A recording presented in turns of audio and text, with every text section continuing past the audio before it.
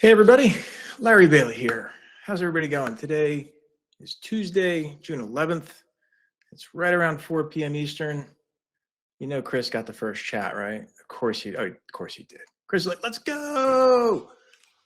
You even waited. I know you gave everybody like a chance, Chris. You gave everybody a chance, and I know everybody appreciates that. So why are we here? Every Tuesday, 4 p.m.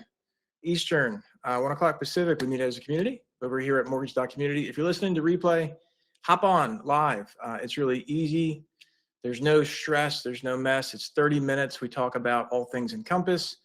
I'm in this mode to go through for the month of June. It was May and June, right? May and June was all about going over Encompass self-health checks. Today's topic's all about business rules ruling your world. You know, are they creating inefficiencies? Maybe. I'm going to go through a couple of things. We're going to talk about some concepts. You guys are going to answer some questions. We're going to get into some pop quizzes, like how long do you think my hair gets before I have to cut it? That kind of a thing. And then also some announcements. So as always, number 3, actually it's number 1. I used to like go straight to the metal, but that's really, really short. In any event, it's community call, right? So always ask your questions. If you have anything, dare you to try to stump me. I was in yesterday. So what happened yesterday? Yesterday, I left my house 3:30 a.m. I got back this morning around 9:30 a.m. I went out to Portland. I met with the Knowledge Coop. If you guys know what the Knowledge Coop is, we're going to be announcing some really cool stuff soon. So if you're not following them or myself on the socials, stay tuned. It's exciting stuff. It's very exciting stuff. So, hoorah. All right. Who has moved their entire company to the web, right? Nobody. I did a post last week on the 4 pillars. For those of you that have heard me talk about this, I'm very set in my ways. I've been talking about this really since last year. Is it Coop or Co-op? No, it's the Coop, Knowledge Coop, like C-O-O-P. Candace. So the 4 pillars, right? First pillar is EPC. Now, I bring this up because with business rules, one of the things that you need to start thinking about is workflow engine. And so when it comes to the 4 pillars, you've got Encompass Partner Connect, you've got enhanced conditions, you've got workflow tasks, and then putting it all together, you've got workflow engine. Workflow engine is your server-side business rule monster, and it really is super. Has anybody, pop quiz, has anybody written some really cool workflow engine rules yet? I've done some notifications. I've done enhanced condition automation. I know of somebody who's done, although I haven't implemented it yet fully, I know who somebody's done initial disclosures automation through there. So has anybody done it yet? Easiest ones, honestly, are notifications, tasks. So just flood. So Chris, did you order the automation through Workflow Engine? Or when you say just flood, you mean just EPC? Like, did you actually configure the automatic flood ordering? And if you did, what was your trigger? Everybody's going to want to know. So what Chris is going to answer here for us in a second, but you know, business rules historically, Patty said we did. Patty, what'd you do? Tell us what you did. And if you want to talk through it, by the way, if anybody ever wants to ask a question live, you don't need to come on camera. You can just turn on your microphone. I can invite you. We can see if that works. Or you can just use the chat feature, which everybody likes to do. So that's totally cool. So where I was headed with this was business rules typically run off action, right? And if you wanted something to happen lights out, and lights out, if you're not familiar with that term, lights out means nobody's in the file. Yeah, I know you can't come on camera. I know, that's okay, Patty. But where I was going with this was we're traditionally bound by desktop experience with business rules. And so what do we do when we don't want desktop to hold us back? What we do is we use third-party software. And third-party software could be self-created, of course, but third-party software, meaning it sits outside of Encompass. Good news, Workflow Engine sits outside of Encompass. And so you can use Workflow Engine in ways that you could never do with desktop, nor will you ever be able to do with desktop. Even plugins, even third-party plugins, again, maybe you wrote one yourself, but third-party plugins that go into Encompass can only run when somebody's in Encompass. And so what becomes pervasive over the years, remember, Encompass is celebrating its 20th anniversary at some point this year. Maybe it's now already, maybe it's in a few months, but it's 2004 Encompass was launched. So 20 years later, we are all burying business rules into our Encompass. Why? Because the business demands it. Oh, Patty did the automated flood. Patty, this is the workflow engine, right? And Chris said, yes, I did, based on 3142 being empty. Flood cert request empty, flood cert receiving empty, and mouse to move into processing. All right, so moving to processing was your trigger. 3142 being empty. So you're ordering your flood cert before you send out your disclosures because you want to know if they're in a flood zone to disclose flood insurance, right? That's probably why you're doing that. The one thing I'll say about this, and so Patty and Chris did not give good examples. Oh, sent the processing is completed. Oh, 3142 is completed. Okay. So you've already sent the disclosures. It went to processing and now you've fired, and that's fine. I've seen companies use the ITP being triggered and instead of being sent to processing because it could mean the same thing, but they want to make sure we've got the intent to proceed in the file before they automate flood, appraisal, fraud, you name it, those kind of verifications, those kinds of things. So where was I headed with this? So when it came into, I just totally lost my train of thought. So with the syntax, so one of the two things that Patty and Chris didn't really outline is the syntax is extraordinarily different in Workflow Engine. How different? Different enough you're going to want to use the condition editor before you write Workflow Engine rules, please. So yesterday is a good example. I was doing a notification business rule for some branch managers to alert them when a lender credit appeared on the URLA lender, so they didn't keep giving away money when the loan was losing money. So, so what we had to do was the syntax starts with is different with Workflow Engine than the syntax is in business rule advanced code in field triggers. It's just different. So definitely would encourage you, if you're working with business rules in desktop and you're going to explore business rules with Workflow Engine, please make sure you check your syntax. Don't think you can just copy paste. I was chatting directly with someone from Chase this morning, overnight actually. I was at the airport, and we were saying the same thing.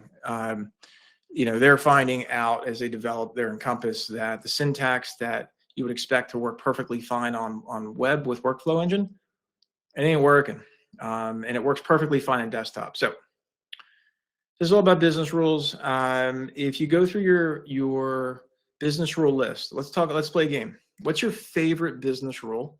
So everybody give me your favorite business rule in the chat. And favorite is subjective, right? Like, what the heck? Like, we're all Encompass geeks. It's okay. You can flaunt it. So what's your favorite business rule and why? For me personally, there's a couple of favorites, and most of it is because I like to control my workflow down to the nth degree. And one of my favorites is actually loan form printing. It's hardly used. And the reason why I like loan form printing mostly is because I get to control the absolute destiny of what happens, the things that leave my company.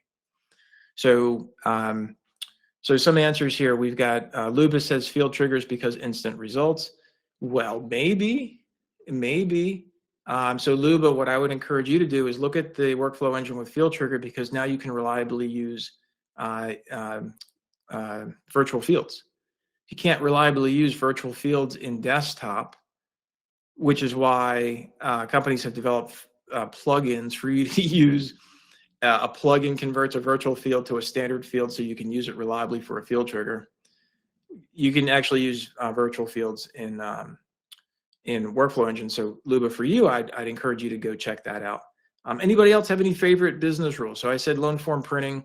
Another favorite of mine that I like a lot is DDM. So Loomis says, slow down there. I'm just starting with DDM. So DDM's okay, right? DDM's okay, but again, same problem with desktop. You're bound to standard fields, and so DDM I think is if I could get DDM and if I can get DDM into workflow engine, that's pretty cool. We'll see if it gets there. We'll see if it gets there. So the reason why I like DDM mostly is because I'm all about certainty in lending. You have to be about certainty. So I'm always about making sure that what happens in the file gives me the results I'm looking for. Kirsten says, I love DDM. Users cannot change my populated data. I'm with you, Kirsten, 100%. Well, they could change. So the answer was, well, they can't save my changes. And saving's always what it is. Candace gives a thumb up to DDM. So we got some DDM fans, which wasn't always the case, right? DDM was always kind of tricky. I'll give a couple more people a chance to talk, and I'm going to walk into how you can tell if you have too many business rules, if too much of a good thing is a bad thing. And so while we're looking at some answers, Sean's typing an answer here to my question of what's your favorite business rule. Part of what here we go. Sean says, my favorite is very basic very basic field triggers. Locks out property street address on a prospect, locks out blanks. This keeps inadvertent REST applications from being triggered. Did you mean field trigger? Did you mean persona access to fields, Sean? I'm confused. Chris is like persona access to fields, and Chris, I'm guessing you like persona access to fields because you can make sure people aren't changing stuff errantly until you're ready. My question for you, Chris, is how do you keep all those persona access to fields business rules organized? Right. So maybe you create a few now, but now the workflow changes. Okay. So Sean recalculated here. So basically combining field triggers and persona access to field rules together, I'm down with that. Cascading those two types of business rules together can be quite powerful. So Chris says, yep, I use detailed descriptions. I'm more worried about how do you do a comparison to make sure that you don't have conflict. So in other words, if you do detailed descriptions with your business rules, going back to where I was kind of leading this conversation, is how do we make sure we don't create a sequence of conflict? And I posted, I'm posted on LinkedIn all the time, but I posted on LinkedIn where I've talked about, if you've listened to me over the years, I've talked about multiple persona syndrome, and you can't tell what a user's experience is literally unless you log in as them, because there is so much going on in the mix, you don't really know. And so if you're doing persona access to fields rules, Chris and Sean, how often do you go make sure that your users only have the one persona that you expect to have happen? So Chris says, well, it helps each user only has one persona. Chris is obviously working the gold standard, which kudos to you, sir. Seriously, like that's a big deal. And I think if everybody could work towards what Chris is proving can happen, you can do persona access to fields, persona-based rules all day long, which is very awesome. It gives you a very clean thing. So part of what I really wanted to talk about was going back into your Encompass and looking at how many rules are running simultaneously and actually understanding what that's doing to your environment. Now, over the years, really over the last 11 years, give or take, the surge of plugins that go into an Encompass environment has been plenty. And a lot of times plugins catch, they have a street rap for slowing down Encompass. In some cases, it's well earned. In other cases, maybe not so much. And so I want to show you a trick that I learned from ICE. I want to make sure everybody understood what this was. It was basically how to natively tell what's happening with your Encompass relative to your business rules, plugins, field calcs, and how many milliseconds is it taking to commit a file. And this is important because if you think about this, every time, pop quiz, when do business rules run, guys? Pop quiz. When are business rules running? Everybody should know this answer. Really easy answer. All day. It's effectively the right answer. The answer is all the time. I mean, if you just look at what we've heard today and like everybody's favorite rule, I'm talking about loan form printing. Well, that happens when you click print, right? Which is only in that particular cycle. You talk about DDM, that only happens on save. Field triggers happen well when the field triggers, but if there's advanced code in there, we didn't talk about milestone. I mean, there's just rules all over the place. If you've got TPOs in your files, you got TPO rules firing. It's all day, gang, and it's pretty impressive actually. If you think about what Encompass does and how it runs a lot of the industry, it's pretty wild. Candace says now you can get a 30-day look back report from ICE on your plugins, and they can point out those that take longer than 2 seconds. That's nice. I think that's okay. And they're doing that, by the way, really to focus in on what's really happening from a support case. And so you're aware. I want to show you something different here. I want to show you how you can tell what's happening throughout your file. And so here, let me share screen. So like I said, I learned this from a friend of mine at ICE, and you might know this. I don't know. Candace says I really try to come up with a quote start and quote stop conditions on my rules. I think that's good too, Candace. I think anything you can do to make sure that your rules only run exactly when you want them to, I think is great. And so on the screen, I'm in the admin tools, specifically the server setting manager. And if you go to the feature category, you're going to see show loan save progress. Now, you have to, in order to do this thing I'm going to show you, you have to turn this to true. And you might have this false. And so what this does is it puts a little save bar at the bottom right side of your Encompass. Does anybody have this on? Just curious, show of hands. So if you want to turn this on, you can. So a lot of people have it on. That's cool. So make sure you have that on. Now, when you have that on, you're going to come back over into your Encompass. Thank you very much. And you're going to, Candace loves it. You're going to come up into diagnostic mode, and you're going to turn on for the entire session. You don't need to submit. You can type in whatever you want in the case number, click OK, and then you're going to have to exit and restart. So we're going to do that. And I'm going to show you what happens next. By the way, has anybody actually done this, what I'm going to show? Does anybody know what I'm going to show? If you've seen this already, great. If you haven't seen it, I'm going to show you.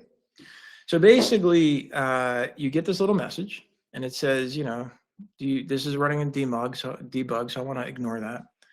So it's going to load Encompass. It's loading on my other screen, so I'll bring it over here in a second.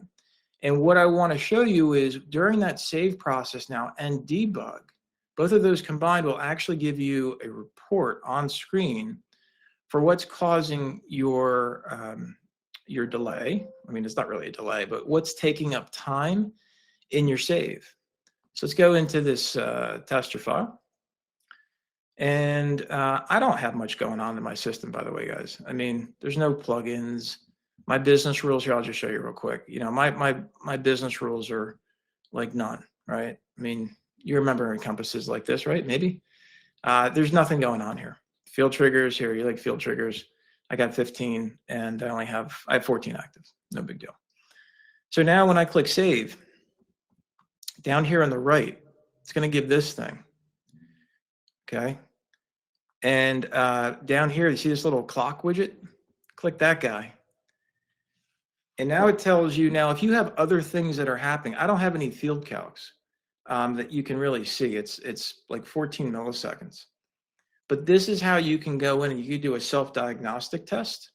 And I'd encourage you to not only run this on your production, but also run this on your test and see what your time is. So you can only do this with entire session, Rob. You got to follow my instructions to the letter. Yeah, do that. Go to make sure that the save bar is on, open up Encompass, and then set it to entire mode. The only time you can get this is when you have the entire mode running. So, so there's your metrics. If you have plugins running, which again, I don't, but if you have plugins running, they'll actually list the plugin and the time. So Candace, I think you said you can get a report. Totally cool, but you can also do it on demand. You can see what's going on right now in that file as we speak. Will every user get that debug message? Yes. So do you want to do this in the middle of the day? Maybe, because everybody's already logged in, but maybe you want to do it at night or on the weekend or something. Work extra hours because, you just like to work extra hours. But this is really helpful for me to do a spot check, because this is basically 1.2 seconds, right? It's a 1.2 second save. Yeah, try it tonight, Chris, and post it on the community. Let's compare numbers. Let's see who's got the biggest number out there for saves. So effectively, the time to commit is 1.2 seconds. It's got an extra 0.1 second for custom field calcs. So anyway, that's how that works. And I don't know, Kevin, the question is for the group, leave the loan save progress on there all the time. For those that have the loan save progress on there, do you have people go, did people ask for that? Did people really care about it? I don't know. Kevin, it's a great question. My expectation is no one cares. Like no one they probably notice it, but they probably don't know why it's there or what to do with it. Kirsten says, I turned it on a few months ago and my users say they like it. Oh, that's cool. Kirsten, just because they like to know it's not broken, right? They like to see that it's still actually trying to save. Yeah. And Ganda said the same thing. Yes, because they like seeing that green bar go across. So there you go. Curious, Kirsten and Candace, seeing how you guys are talking about this a lot, Luba maybe too. Do you guys have the new doc viewer turned on? Because I'm curious if, so you have that on too. Cool. Okay, so Kirsten, you don't have it turned on. So, so one of the things again that's loads, that's client side load is doc conversion. I'm only bringing that up because it's in the realm of making the Encompass experience faster or more desirable, less wait time. But yeah, turning on the new doc viewer will move, Kirsten, will move that file conversion over to server side. It will actually speed your folks up. Luba says, I will one day win the fight to get that switched over. Yeah, I would say, your window is probably in the next 12 months, Luba. Like I don't know how they're going to say no in the next 12 months because you're going to have Encompass Web in your hands. And when they're on Encompass Web looking at eFolder, that is the new doc viewer. So if they're using that there, why wouldn't they use a desktop? It's kind of a losing argument. But I know the next thing you're going to say is they're not going to go to Encompass Web, which is fine. You don't have to, but you're going to miss out on all the cool stuff. So take it for what it's worth. All right, so I want to show you how this works. Everybody understands that. Just, of course, make sure when you come up, turn your entire mode off so that nobody else gets that message like what we talked about. Some final things I want to really focus in on business rules that I come across in the workflow reviews that I do. Number one, if you don't have the ability to go through all of your business rules in a cohesive way with documentation that you've had since day one, I do strongly recommend that you get your hands on some type of third-party tool, whether it's from ATI or Lender Toolkit or Kenzie May. I would encourage you to check all three of those companies out for what they offer and choose the right solution that's good for you. And the reason why you want to know about all of your rules is because as you move, and you will want to move to web-based rules, what I'm preparing for is to move over as needed into Workflow Engine. I don't know what to expect. I don't have any inside information, but I do not expect everything in here to be the same over in web for all the rules. Good news is these rules are XML based, so there is a way to kind of map them over slightly in a way over into JavaScript to run on the web. But that's really the big thing. So we've got kind of a lightning in the bottle moment of change when we're going from desktop to web. You have an opportunity to reevaluate why you have these rules. If you go over into your rules, and the last time you modified this thing was like 2015. There's two ways to look at that. Number one is everything's fine, nothing to see here, nothing's broken, don't fix it. Number two, why do I have that rule in the first place? Luba's got one from 2011. I got to be honest, like, is it field 4,000 and 4,000, or wouldn't it be 4,000, field, whatever the bar field idea was back then. And this is kind of my thing. Encompass has changed so much. I mean, forget 2000, whatever I said, 2016 to now. 2011, we weren't even using the 1003 today. We had the old 1003. So what field IDs are referenced in there? And what's really happening? And so this is kind of my thing. We're all, listen, I remember, I've been using Encompass for literally 20 years. And I've sat in everyone's chair that I'm speaking to right now. One of the things that you don't have is time. And I'm appreciative of that. You don't have time to go back and worry about a business rule from 2011. But I do want you to really take ownership in looking at the conditions. Candace said it earlier about having this start-stop. I like to call it sunrise, sunset. It's just my thing. But making sure that rules are only firing when they're supposed to. And the biggest challenge of business rules is understanding workflow. It is by far the biggest challenge. The business is constantly changing around you. So how do you keep up with all of this? And the best way is to make sure that when you do write a business rule, you understand clearly why it's there. And then you understand, when should this rule retire? In Workflow Engine, you actually can set things up to retire. And that's kind of akin to how you have DDM, right? So those that use DDM rules, when you go in there, you can make a DDM rule, a fee rule, you can make it effective a certain date. You can also, it's kind of weird, but you can also then set a deactivation date, when the following condition is met below. You might not consider this to be a sunset, but I do. Because the condition could be a file start date is X. Again, not something everybody thinks about, but it's the way my brain thinks. So I know it's different and weird. But I always look at these things like sunrise, sunset. So Kevin adds, previous banks 2014 rule that added a loan check digit at the end of every loan number to appease the bank, and Jack Henry loan numbering. Yeah, I mean, it's one of those things where what would you do if they changed servicing platforms? Would you change that check digit?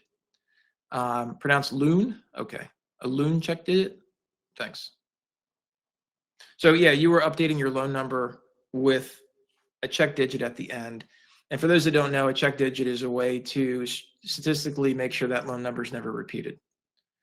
Am I on track, Kevin? I'm a novice at this stuff, but I believe that's correct.